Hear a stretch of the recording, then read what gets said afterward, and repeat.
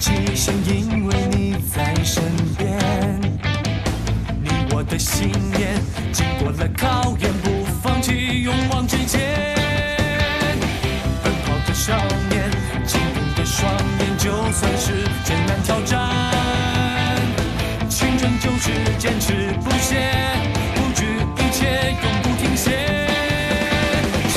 心燃烧，热情不变，相信明天，不喊即变，不断拥抱新的起点，不断改变，在这个瞬间，胜利的曙光，挥动翅膀，不畏暴风的飞翔，指引着我心中的方向，希望的曙光，闪耀光芒，不畏巨浪的起航，奔跑着，追逐着我心中最亮的地方。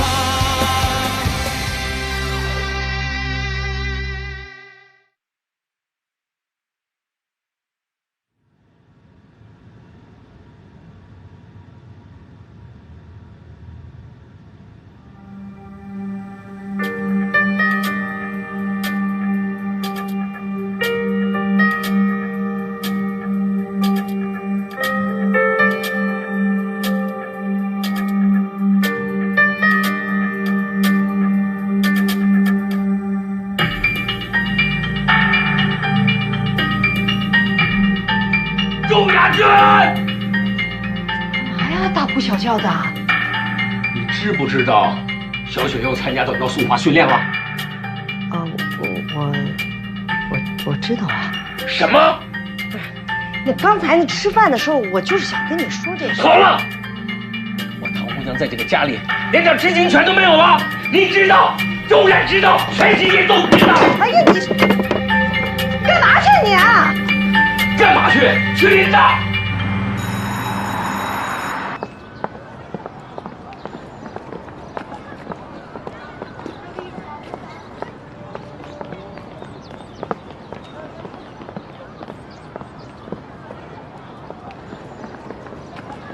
刘振宇，哎，师傅阿姨，你们怎么来了？唐雪在里边吗？唐雪她在上课呢，上课呢。唐阿姨，唐师傅好。唐雪在里边吗？唐雪她生病了，她今天生病了，在宿舍休息呢。哦，对，我弄混了，发烧了，堂主。带我去宿舍看看，去看看。好好说话嘛，你可把这孩子给吓的。他没有上课，又不在宿舍，又没有生病，是不是？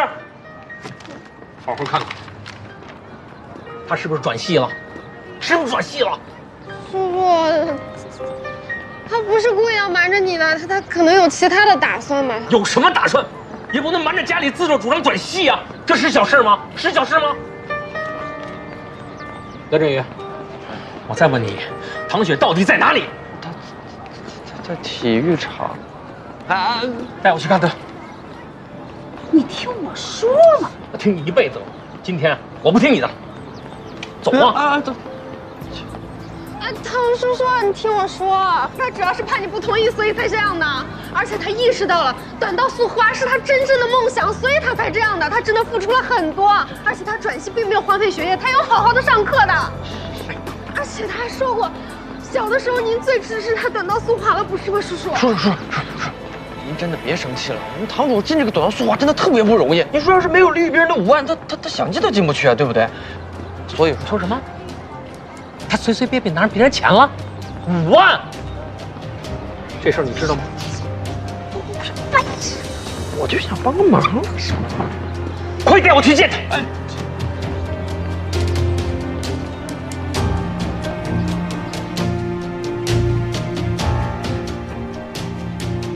上一次奥运城市杯的开幕活动呢，效果非常好。他们有意呢多做几期面对少年儿童的线下冰球宣传活动，想要邀请你，我觉得这是个好机会。对你呀，对俱乐部，对奥运城市杯都有利。雨林，你怎么看？我觉得挺好啊，能够推广冰球运动，只要不和比赛冲突，我愿意啊。放心吧，我一定会安排妥当的，我的小祖宗。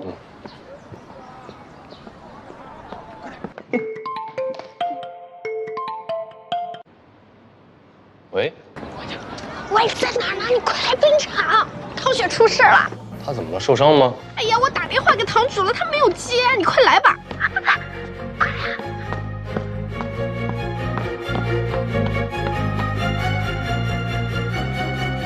今天我们练习起跑，起跑技术的好坏对比赛结果有着最直接的影响，特别是你，唐雪。是。来，咱们准备开始。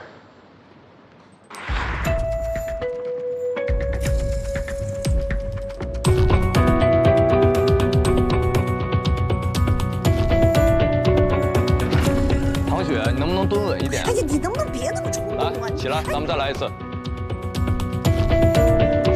来，准备。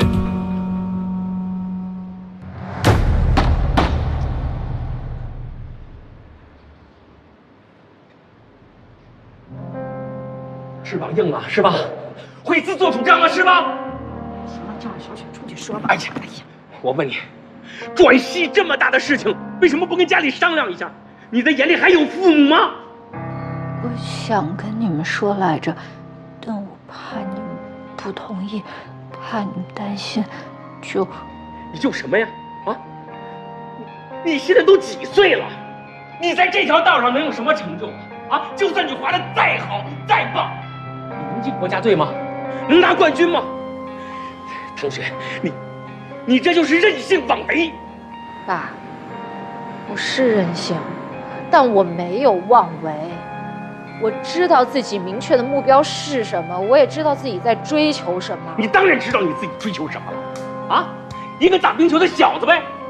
你以为你们在寒假那些小九九我不知道啊？只是你做的太不懂分寸了。唐江，你够了啊！我是不是管不了你了？同流合污的，你别打岔。爸，你是不是觉得我就真的是那么一个不懂事、不会思考还不会判断的女儿啊？我甚至连分寸我都不懂。您觉得您这么多年就养出了这么一个女儿是吗？别人都说我不行，我无所谓，但为什么连您都觉得我不行呢？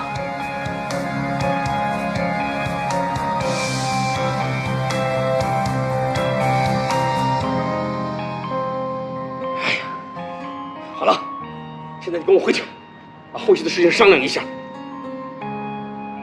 短道速滑，以后再也不许跑。不然我要说到你！还听话，听着。唐雪爸爸妈妈，请你们先冷静一下。哎，冷静一下。我是短道速滑队的教练楚霞。关于唐雪的事情，我想跟你们说明一下。要不来我办公室聊聊吧？好。小李，你带他们继续训练。好，来，咱们准备训练，这组约为2，来，准备。这边请。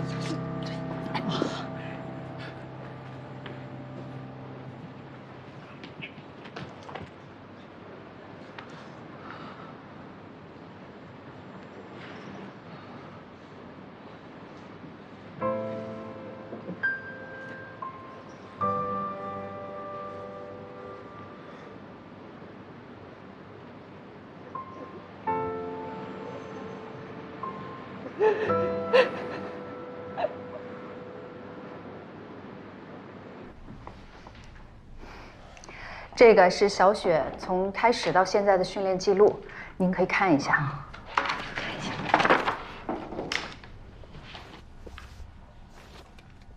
我觉得唐雪这个孩子，她并不是一个任意妄为的孩子，相反，她特别知道自己的理想是什么，而且也愿意为之付出一切。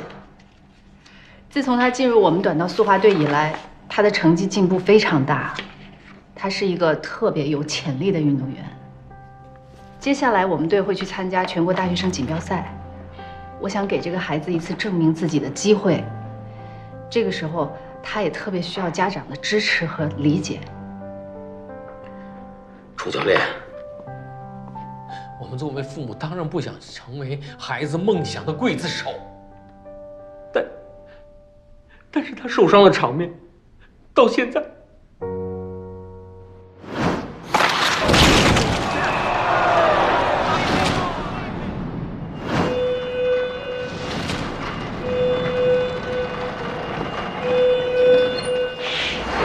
那个情景，那个画面，我这一辈子都不想再见到。楚教练，在运动这方面，你比我更清楚。在这个领域，10几岁出成绩进国家队的，大有人在，是不是？但是我们唐雪，首先她岁数已经不占优势了，而且因为受伤，恢复了1年多。现在训练起来，别说有什么突破了，就是能让他恢复到原来的状态，我想都非常的艰辛。我特别理解您的感受。我曾经也是运动员，我也特别理解唐雪。对于唐雪来说，有些东西比生命更重要。你们作为她的家长，难道不希望她快乐吗？快乐，我们作为父母当然希望孩子快乐了，希望他快乐的生活。如果我们唐雪现在选择了短道速滑，经过一段的时间的训练，参加比赛，但是没有如愿，他能经受这样的打击吗？能经受这样的打击吗？冠军能有几个呀？多少人这一辈子为了冠军，最后也是不了了之的。有多少人能够干自己喜欢的工作，那不都挺过来了吗？作为父母，我们真的只希望孩子不走弯路，少走弯路。没错，冠军就那么几个，我们运动员也不可能永远都是冠军，但这并不妨碍我们做这件事情的时候的幸福感。或许唐雪做这件事儿，短道速滑对她来说是一时头脑发热，那她可能只是后悔一阵子。如果她从来都没有尝试努力过，她会遗憾一辈子的。老唐，我觉得教练说的是对的。当初我知道小雪又重新开始练短道速滑的时候，我也纠结过。但是孩子长大了，咱们是不是该学会放手了？我还记得陶雪小的时候都是你带他去练短道速滑，你那时候回来跟我说，哎呀，雪雪的这个兴趣爱好太好了，看看那孩子在那冰上玩得多开心啊。可是为什么现在你就想不明白了呀？我宁愿担心，也不愿小雪不开心。我作为唐雪的教练，真的觉得她很有天分。如果您真希望她放弃，至少咱们看看她后面比赛的表现，再做决定，好不好？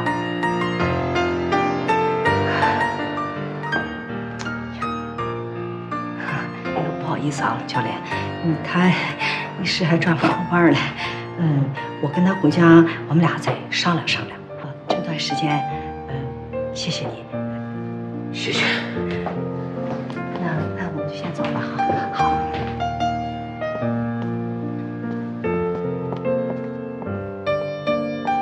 对不起，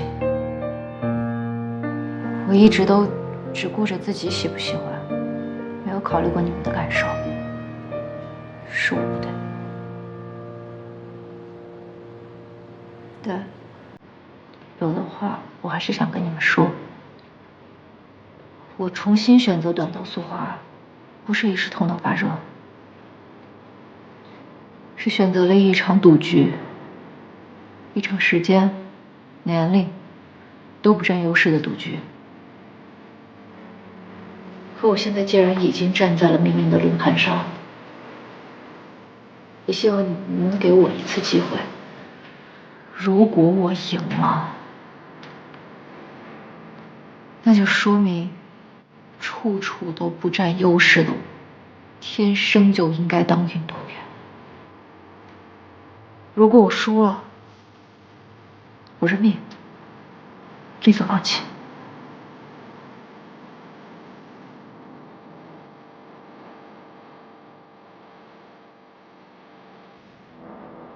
好，这是最后一次。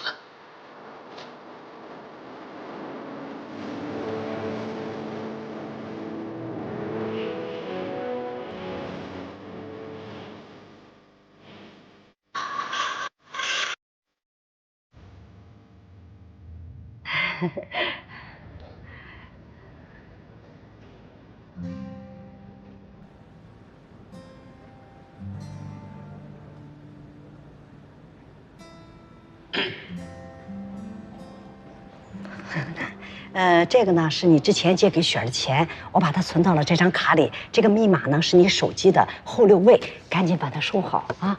谢谢你啊。这老话说的真是对啊，在家呢靠父母，出门呢还真得靠你们这波朋友。谢谢谢谢。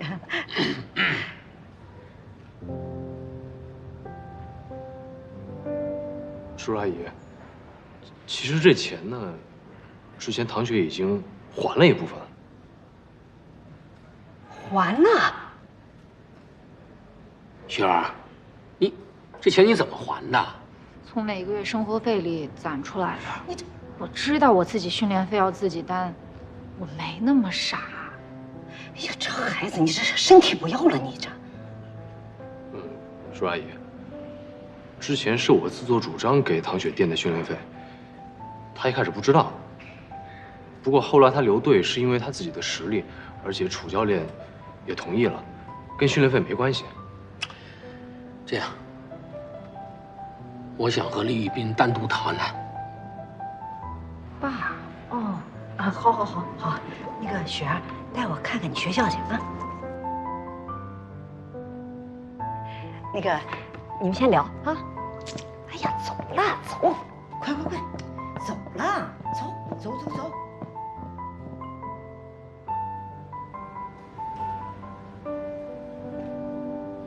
校院挺大的呀，啊。哎呦，这还有个湖啊！妈啊，我爸要跟李宇彬说点什么？不管说什么，是不是心里话总得说出来，那样问题才能解决呀。闺女，养了快20年的大白菜，马上让个狗子给叼走了，还不能唠叨了。白菜养不了20年，而且人家也不是狗。哟，不是狗子啊？那也不知道谁在家整天一提到李宇彬就狗子的叫着。那也只能我叫。行了，真是女大不中留，说的一点都没错。咱回去看看。哎呀，别回去，你回去干什么？你爸还能吃了它？我爸到底是怎么知道的？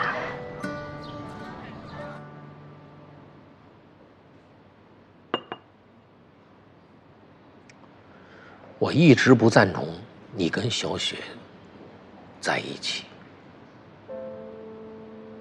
过去是，现在也是。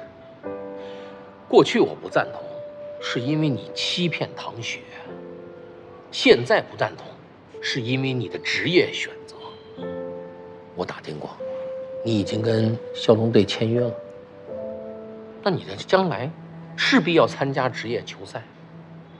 这赛场的风险，我不说，你也比我更明白。小雪呢，平常是个大大咧咧的人，但是我清楚，她的内心比任何人都软弱。如果你在赛场上受伤，受的是重伤，那么对她来说，将是沉重的打击啊！担心、害怕失去最重要的人，这种煎熬我已经经历过1次，我不想再经历第2次，我也不希望小雪经历这样的煎熬。哎呀，你只有作为了父亲，才会真正理解我现在的感受。我理解，我妈妈也不敢看我的比赛，因为她和您说的一样，害怕我受伤。但她依然支持我打冰球，只是因为我喜欢。我有一群好队友、好兄弟，我们彼此之间相互信任，共同协助，争取获得每一场比赛的胜利。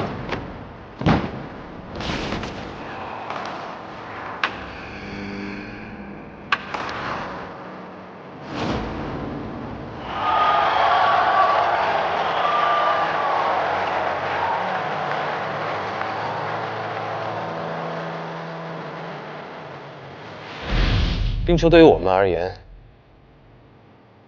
就是一个我们共同守护、拼尽全力去奋斗一生的梦想。当然，我知道，赛场上少不了的是冲撞，还有受伤，但是冰球带给我们更多的是我们肩负责任、面对困难时的勇气，还有永不放弃的体力、竞技精神。我如果因为害怕受伤，就放弃冰球，那我永远只能是那个不信守承诺、遇到问题只会逃避的12岁小男孩。是，我承认你现在过得很好。再过5年，再过10年，普通人20几岁的时候才刚刚步入社会，但是一个运动员，也许就已经走到了尽头。我也不知道我能够走多远，但我知道需要像我这样的人不断努力，中国才能成为冰球强国。在我们的冰球运动员中，迟早会出现像徐峰这样的人，活跃在世界顶尖的国际比赛之中，告诉全世界，我们中国人也能打好冰球。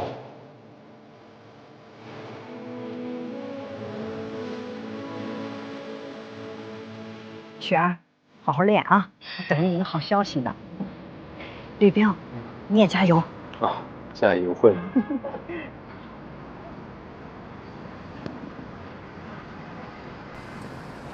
爸，你说点儿。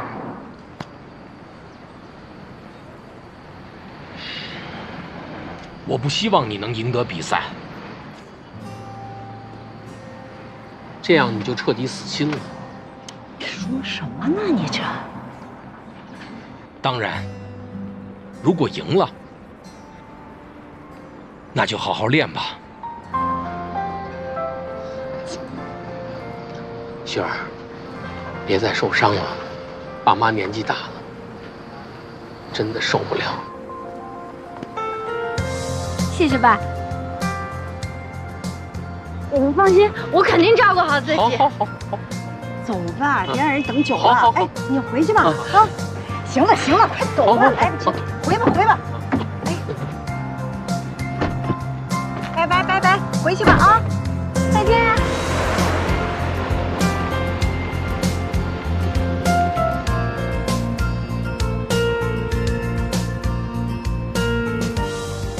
我爸可算松口了，不过他的确来的也太突然了一点，我一点准备都没。你爸怎么知道的？我妈说他是在边城的朋友圈看见的，然后就发现了。来，我看看。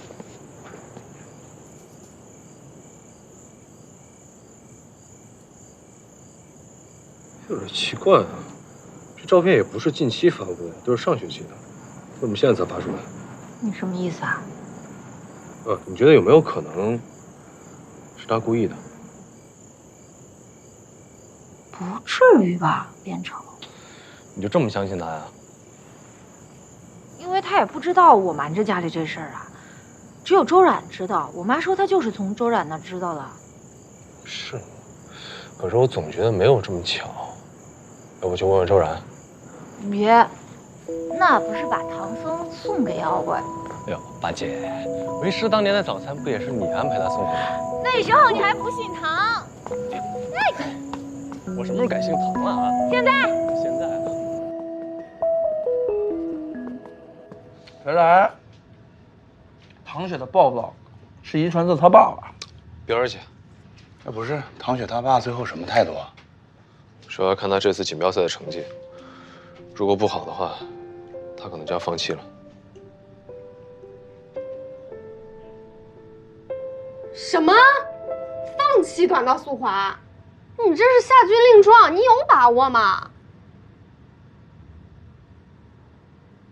没有，我也不知道我在想什么，我就是那个时候看见他们那样，我挺心疼他们的，然后一时大脑空白，气血上涌，然后就脱口而出了。这就是亲情的力量。可我知道我爸根本不想让我练短道速滑。父母永远无法战胜就是自己的孩子。同学，加油！我真的，我现在根本不担心我自己，我现在就担心李宇彬。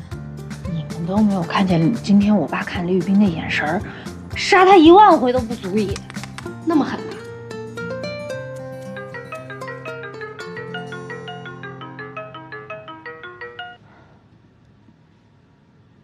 喂，唐雪啊，真的很抱歉，我听唐叔叔说他去学校找你了。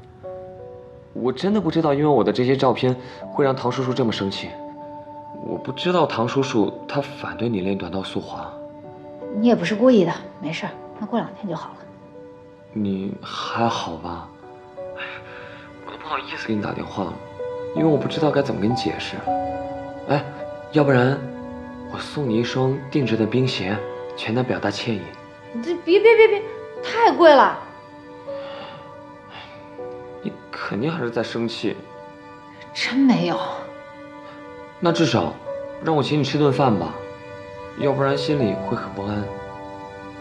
那行。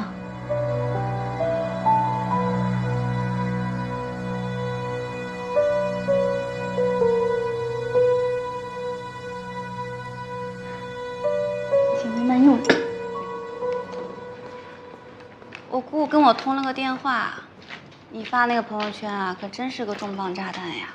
尤其是我姑父知道是李宇彬给唐雪垫付的训练费，现在更加肯定了，如果没有李宇彬的话，唐雪不会重新开始训练的。这对他们来说，只不过是增加了一个阻力，没有什么特别的。你就一点儿都不担心唐雪怪你啊？我只不过是如实发了一组调研照片，实话实说，他有什么理由来怪我？光明正大的告密，这一招啊，真是有你的。如果没有你的帮助，我也是力不从心的。也该让那丫头受点委屈了，谁让她抢走我的评审呢？现在啊，有了她烦了。其实我也不想这样。你是不知道我姑父啊有多反对唐雪继续滑冰啊！以我姑父的脾气，他这次啊肯定被骂惨了。不过，他要是下次还是取得不了成绩的话，他是不是就要真的放弃了？他一定……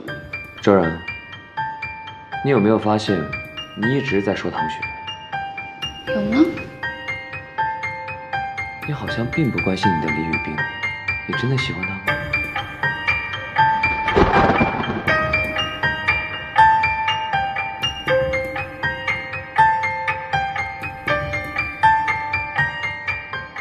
我喜欢他呀。喂，是不是你看到唐雪要受委屈了，所以你后悔了？让唐雪被指责，本来就不是我的目的。我想要的是让唐叔叔站出来，反对李宇彬跟唐雪在一起，这才是我想要的效果。好吧，那你快说一说，你接下来想怎么办？这些手段对他们来说只是一个外力，关键是他本人怎么想的，所以我们要在他们本人身上多下功夫。我还要参加大学生新闻评选的活动，要早点回去准备，要不然我们先走。好吧。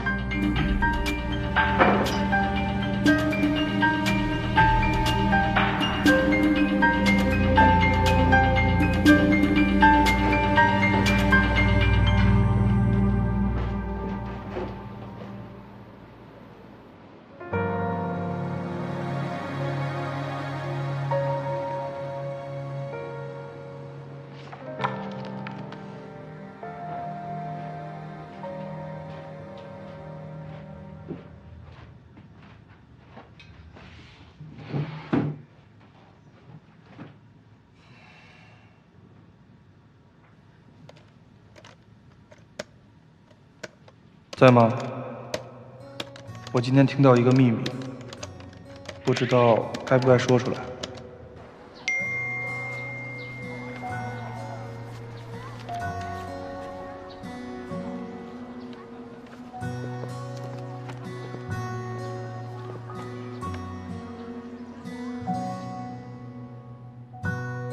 保守秘密时，秘密是中谱；泄露秘密时，秘密是祸处。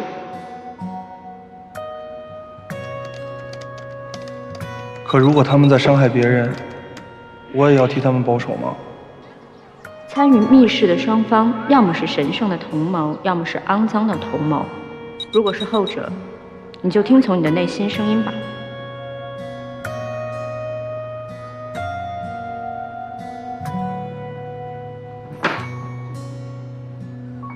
走，民兵，走，收。太阳从西边出来啊！今天你怎么这么勤快，胖子？我有事找冰冰。我跟你说，我知道唐雪爸爸为什么突然来了。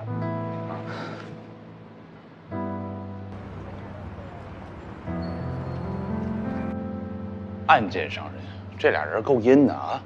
我也没想到我的女神是这样的人，我算是脱粉啊，但是我还是怕他们搞什么小动作。我不会给他们这个机会的。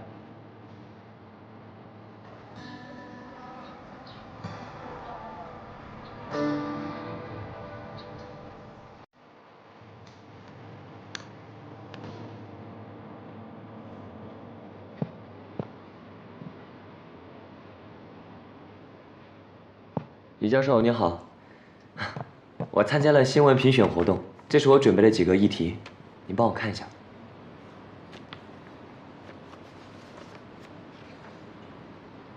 好，这几个都不错，等会后我们再细细讨论。好的，谢谢李教授。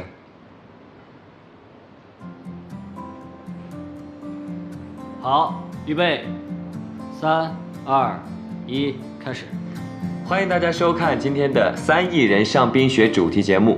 在今天的节目里，我们很荣幸请到了省体委办公室的周主任。大家好。首先想问一下周主任啊，国家在申办冬奥会成功以后，提出了3亿人上冰雪，冰球运动也是其中的一环。但是很遗憾，相对于其他的冰雪项目，冰球运动并没有得到太多的关注。不知道周主任对此有什么看法？其实啊，我们国家一直都在大力的推广冰球运动的发展。现在好多的大学院校都已经采取了校企联合的模式，引资入校，这对发展冰球运动的发展，也为培养冰球运动人才起到了积极的作用，非常好。边正同学啊，我之前看过的一篇报道，是有关林大骁龙队校企联合的报道，非常好。今天还是由你来说明更合适。周主任真是太过谦了。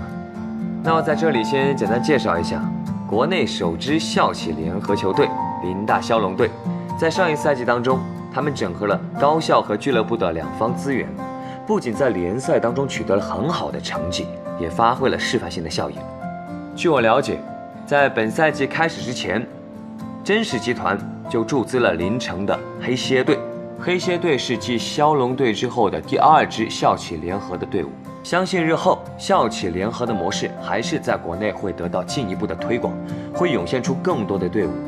我们也会做更有深度的调研采访，就国内冰球运动的现状和发展趋势，做一系列的跟踪报道。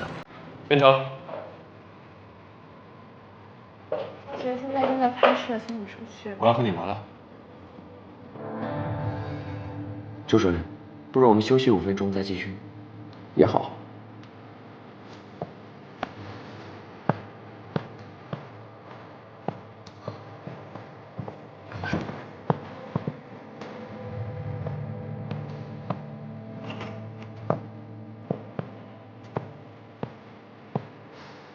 请说。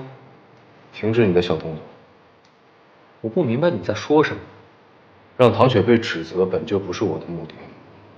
唐叔叔站出来反对李宇冰和唐雪在一块儿，这才是我想要达到的效果。这话是出自你口吧？昨天你还和周冉一起讨论这个事情，是男人呢？直说吧。是我说的，但是我是为了唐雪好。就像唐叔叔说的，唐雪她现在早就不适合短道速滑了，是她自己执迷不悟，放弃才是最优方案。那也应该是他自己的选择，用不着你或者唐叔叔来替他选。坦白来说，你不也是为了留住唐雪，才替她垫付训练费的吗？你就没有私心，你就不是在左右她的选择？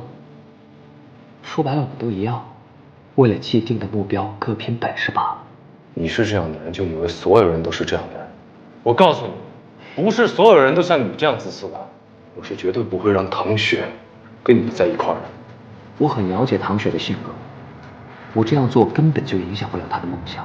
我这样做，仅仅是想让唐叔叔知道你有多不合适而已。就像唐叔叔认为的那样，只要你一直打冰球，伤病就是你的达摩克里斯之剑。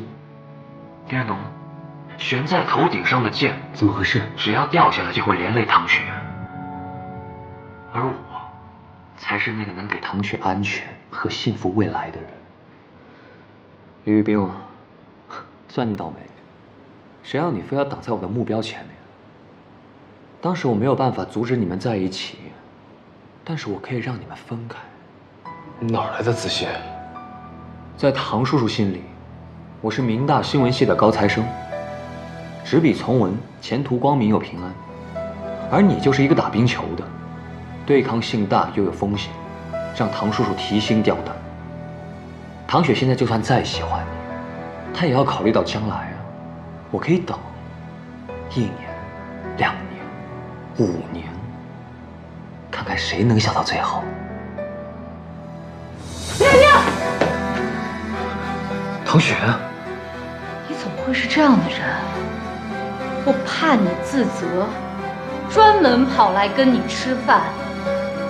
变成我告诉你，今天就算没有李宇冰，我也不会跟你在一起。我不敢。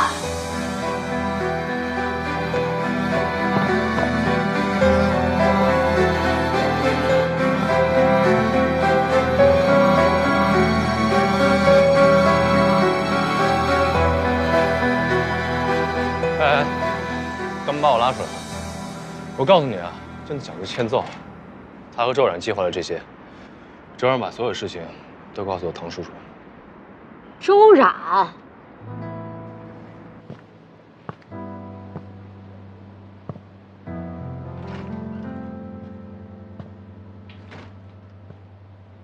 不好意思，各位，久等了。我们可以继续了。今天的采访由其他同学主持，谢谢你参与。为什么？边城同学，你知道做新闻人最重要的是什么吗？我已经在你刚才的议题上做了批注，希望你能做到。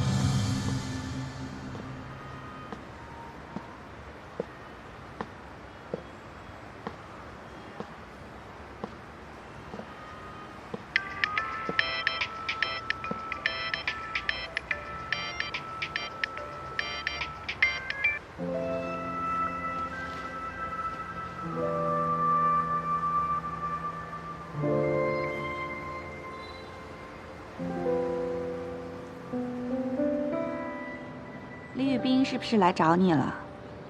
他毁了我的新闻采访。难道我们的对话被别人听到了吗？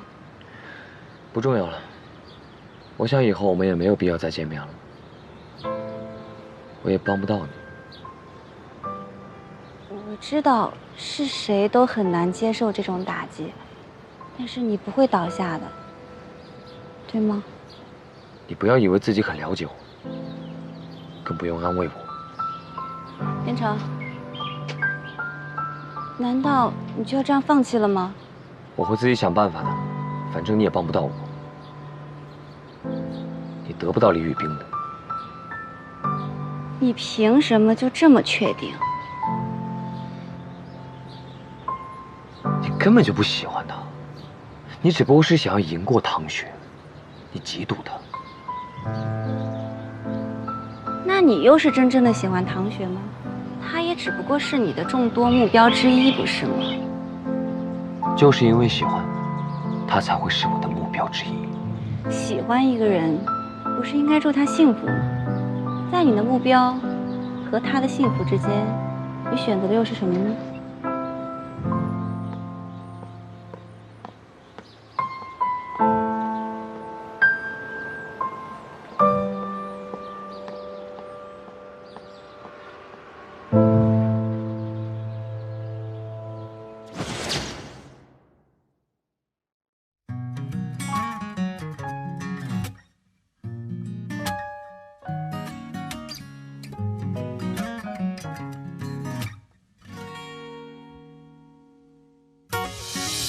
这一秒像梦一般的心跳，只有你能够明了。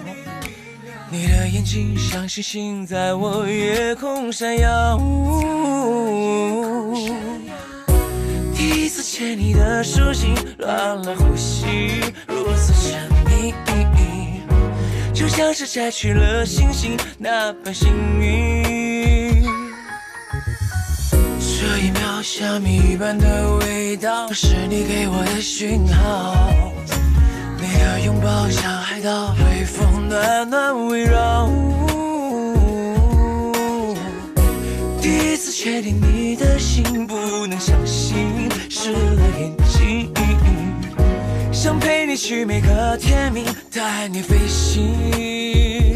在大大的世界，温柔的握紧你守护的秘密，秋天般的惊喜，如此幸运是你给的应许，抱紧你的勇气，从此不再分离，爱的没有道理。当遇见你，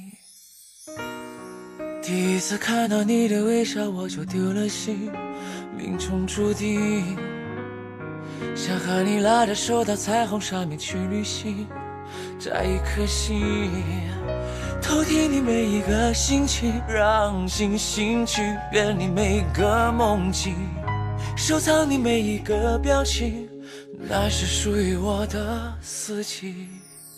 这一秒像蜜一般的味道，是你给我的讯号。你的微笑像海岛，微风暖暖围绕。第一次确定你的心，不能相信，湿了眼睛，想陪你去每个天明，带你飞行。这一秒海风微甜的味道，是你给我的讯号。这一秒阳光一样的微笑，轻轻摇，绽放爱的美妙。这一秒像梦一般的心跳，你的眼睛像星星在我夜空闪耀。第一次牵你的手心，乱了呼吸，如此沉迷，抱紧你的勇气，没有道理，当遇见你。